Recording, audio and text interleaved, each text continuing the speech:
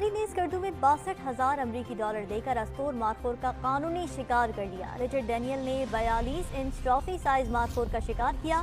کریں گے اس سال کے سب سے مہنگے ترین شکار کی۔ جناب گلگت میں اس سال کا سب سے مہنگا ترین شکار ہوا ہے۔ ایک امریکی شکاری نے 1,10,000 ڈالر یعنی 1,61,00,000 روپے فیس دے کر مارخور کو شکار کیا، اور مارخور پاکستان کا، جیسے کہ آپ کو معلوم ہے، پاکستان کا قومی جانور ہے۔ السلام علیکم ناظرین، آپ نے تو یہ کلپ دیکھی کہ امریکہ کے شکاریوں نے پاکستان آ کر ہماری قومی جانور کو شکار کیا ڈالروں کے بدلے میں۔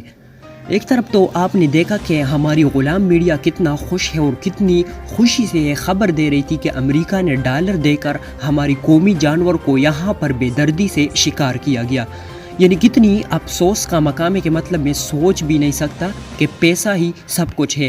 امریکہ نے مارخور کا نہیں بلکہ پاکستان کی عزت کا سودا کیا ہے۔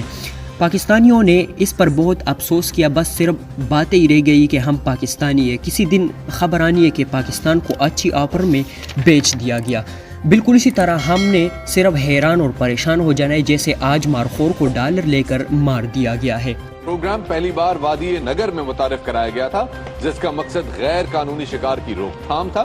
دیکھتے ہی دیکھتے یہ پروگرام شہرت حاصل کر چکا ہے، جس سے سیاحت کے شعبے کو بھی بے حد فائدہ پہنچ رہا ہے۔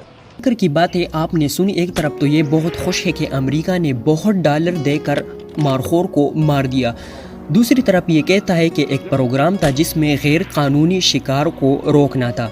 تو اس میں کون سی قانون ہے کہ کسی ملک میں جا کر پیسے دے کر کچھ بھی کرے؟ دوسرا یہ کہ یہ کہتا ہے کہ اس سے سیاحت کو فروغ ملے گا۔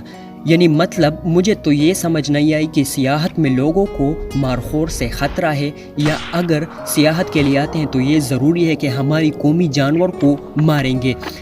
ناظرین، آپ نے خود دیکھا ہوگا کہ وہاں پر انہوں نے خود کیسا قانون بنایا ہوتا ہے۔ مجال ہے شکار تو کیا لوگ اس کی جانوروں پر اونچی آواز بھی نہیں نکال سکتا۔ لوگ تو اس بات سے تشبیہ دے رہے ہیں کہ جب مارخور کے سینگ کا سائز بہت بڑا ہو جاتا ہے تو یہ زیادہ ایج کا ہو جاتا ہے، تو پھر اس کی شکار کرنا ضروری ہو جاتا ہے۔ تو میری سوچ کے مطابق یہ بات بھی غلط ہے، کیونکہ شکاری کو تو یہ نہیں معلوم ہوتا کہ یہ مارخور کب مرے گا، کب زندگی کی بازی ہارے گا۔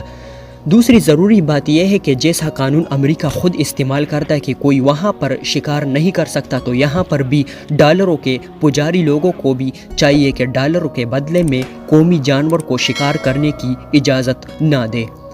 مزید خبروں سے باخبر رہنے کے لیے ہمارا چینل کو سبسکرائب کریں۔ شکریہ۔